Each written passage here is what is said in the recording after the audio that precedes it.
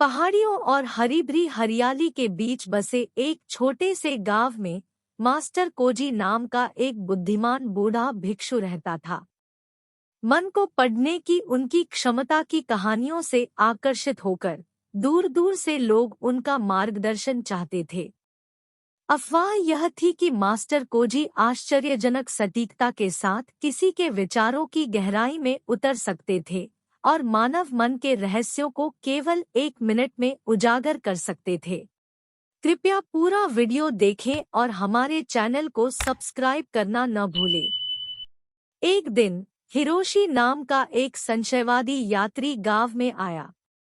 सुनी हुई कहानियों से प्रभावित होकर हिरोशी ने मास्टर कोजी की कथित दिमाग पढ़ने की क्षमताओं का परीक्षण करने का फैसला किया। वह उस विनम्र मठ के पास पहुंचा जहां भिक्षु रहता था और दर्शकों से मिलने का अनुरोध किया। मास्टर कोजी ने गर्मजोशी भरी मुस्कान के साथ हिरोशी का स्वागत किया। जब वे मठ की शांत सादगी में बस गए तो हवा धूप की सुगंध से घनी हो गई। हिरोशी साधु को एक धोखेबाज के रूप में बेनकाब करने के लिए दृढ़ था। उसने सावधानी से उसके विचारों की रक्षा की, मानसिक दीवारें बनाईं। उसका मानना था कि कोई भी इसे तोड़ नहीं सकता है। सौम्य सिर हिलाकर मास्टर कोजी ने हिरोशी को ध्यान में बैठने के लिए आमंत्रित किया।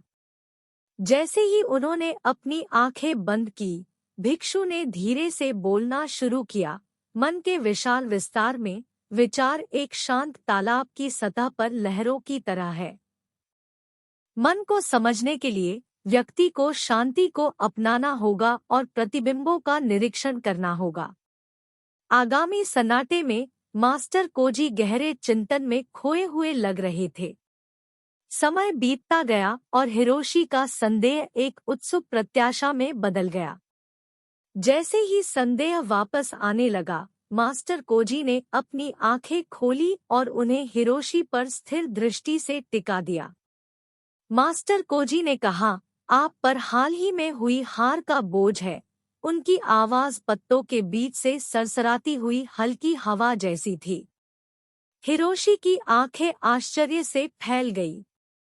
दरअसल कुछ ही समय पहले उसने एक प्रिय मित्र को खो दिया था, एक दर्द जिसे उसने खुद से भी छुपाया था। मास्टर कोजी ने आगे कहा, आपका दिल अतीत की गूंज और भविष्य की अनिश्चितताओं के बीच फटा हुआ है। लेकिन याद रखें, वर्तमान उनके बीच का पुल है। इसे गले लगाओ और तुम्हें शांति मिलेगी। हिरोशी स्तब्ध होकर चुपचाप बैठा रहा। भिक्षु ने अपने आंतरिक संघर्ष के सार को छू लिया था। यह ऐसा था मानो मास्टर कोजी ने हिरोशी के विचारों के धागों को सुलझा दिया हो और उन्हें समझ के तानेबाने में पिरो दिया हो। नई विनम्रता के साथ हिरोशी ने अप्रत्याशित अंतर्दृष्टि के लिए बुद्धिमान बूढ़े भिक्षु को धन्यवाद दिया। जैसे ही उन्होंने मठ छोड़ा, उन्हें एहसास हुआ कि मास्टर कोजी की मन को पढ़ने की क्षमता अलौकिक शक्तियों के बारे में नहीं थी, बल्कि मानव स्थिति की गहरी समझ थी, एक ज्ञान जो वर्षों के आत्मनिरीक्षण और सहानुभूति के माध्यम से विकसित किया गया था। और इसलिए मन के पाठक मास्टर कोजी की प्रतिष्ठा अलौकिक क्षमताओं के कारण नहीं, बल्कि साझा मौन के 1 मिनट में समय की सीमाओं को पार करते हुए मानव आत्मा की गहराई में देखने की उनकी अद्वितीय क्षमता के कारण बनी रही। एक बार की बात है, प्राचीन जापान की पहाड़ियों के बीच बसे एक छोटे से गांव में सेंसेई कोजी नाम के एक बुद्धिमान और श्रद्धेय ज़ेन गुरु रहते थे। सेंसेई कोजी अपनी बुद्धिमत्ता, अपनी अंतर्दृष्टि और उनसे मार्गदर्शन चाहने वालों के विचारों और भावनाओं को समझने की उनकी क्षमता के लिए दूर दूर तक जाने जाते थे। ग्रामीण और यात्री अक्सर उनसे सलाह लेने के लिए संपर्क करते थे और एक मन पाठक के रूप में उनकी प्रतिष्ठा पूरे देश में फैल गई थी। एक दिन तारो नाम के एक युवा और शक्की व्यक्ति ने सेंसेई कोजी की क्षमताओं का परीक्षण करने का फैसला किया।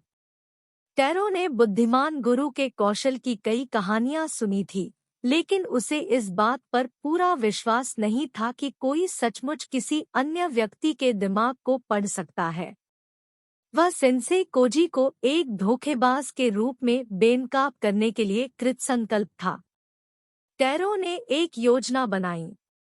उन्होंने एक व्यक्तिगत मुद्दे पर मार्गदर्शन लेने का बहाना करते हुए सेंसेई कोजी से मिलने का फैसला किया, लेकिन वास्तव में वह अपने सच्चे विचारों और भावनाओं को छिपाकर रखेंगे।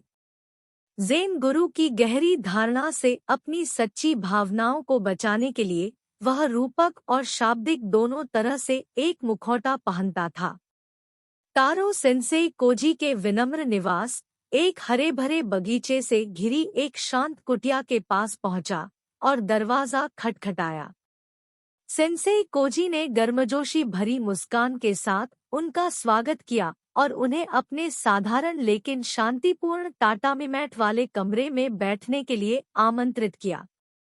टैरो ने उस संघर्ष के बारे में एक मनगढ़ंत कहानी साझा करना शुरू कर दिया जिसका वह सामना कर रहा था, जबकि वह पूरे समय उदासीनता का मुखौटा पहने हुए था। वह अपने सच्चे विचारों और भावनाओं को प्रकट न करने के लिए कृतसंकल्प था। जैसे ही वह बोल रहा था, सेंसेई कोजी ध्यान से सुन रहे थे। उनकी नजरें तारो पर टिकी थी। तारो द्वारा अपनी विस्तृत कहानी समाप्त करने के बाद सेंसेई कोजी ने सोच समझकर सिर हिलाया और कहा, मुझे आपकी चिंता का एहसास है तारो, लेकिन मेरे पास आपके लिए एक प्रश्न है। आगे बढ़ने से पहले क्या मैं आपको कुछ चाय दे सकता हूँ? चाय के अनुरोध से तारो अचंभित रह गई।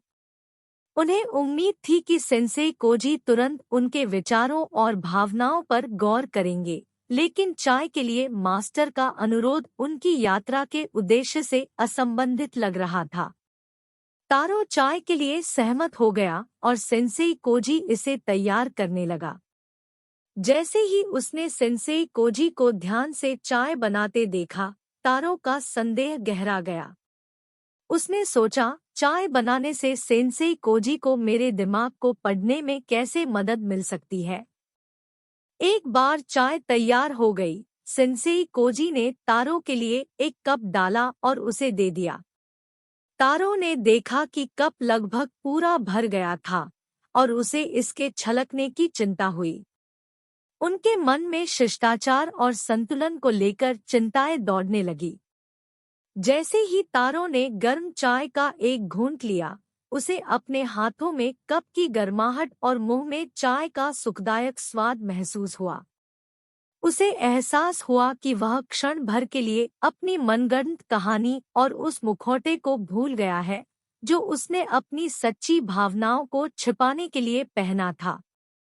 सेंसेई कोजी ने हल्की मुस्कान के साथ कहा, तारो, जब तुम आज यहाँ आए तो तुमने अपने विचारों और भावनाओं को मुझसे बचाने के लिए एक मुखौटा पहना था, लेकिन चाय तैयार करने और साझा करने के इस सरल कार्य में मैंने तुम्हें असली रूप में देखा। मैंने चाय गिरने के बारे में आपकी चिंताएं, शिष्टाचार के बारे में आपके विचार और चाय के स्वाद और गर्माहट के प्रति आपकी सराहना देखी। इन छोटे छोटे क्षणों में आपका सच्चा स्वरूप प्रकट हुआ। तारो स्तब्ध रह गया। वह सेंसेई कोजी की मन को पढ़ने की क्षमता का परीक्षण करने आए थे, लेकिन इसके बजाय ज़ेन मास्टर ने उन्हें दिखाया था कि जब लोग अक्सर अपने कार्यों और प्रतिक्रियाओं के माध्यम से खुद को प्रकट करते हैं, तो मन को पढ़ना अनावश्यक है। उस पल में तारो को एहसास हुआ कि सेंसेई कोजी का सच्चा ज्ञान दिमाग को पढ़ने में नहीं बल्कि मानव स्वभाव की गहरी समझ में निहित है। उन्होंने दूसरों के साथ बातचीत में उपस्थित और वास्तविक रहने के महत्व के बारे में एक मूल्यवान सबक सीखा था।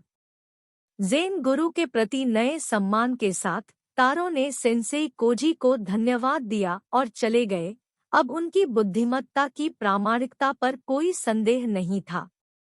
और उस दिन के बाद से टैरो ने दूसरों की क्षमताओं का परीक्षण या चुनौती देने की नहीं बल्कि उनके द्वारा प्रदान की गई बुद्धिमत्ता को अपनाने की कोशिश की। इस ज़ेन कहानी में संदेश स्पष्ट है। हम अक्सर अपने कार्यों और प्रतिक्रियाओं के माध्यम से अपने वास्तविक स्वरूप को प्रकट करते हैं और सच्ची समझ दूसरों के साथ हमारी बातचीत में पूरी तरह से मौजूद और वास्तविक होने से आती है। सेंसेई कोजी का ज्ञान मन पढ़ने के दायरे से कहीं आगे तक फैला हुआ है, मानव स्वभाव के सार और दूसरों के साथ हमारे संबंधों में प्रामाणिकता के महत्व को छूता है।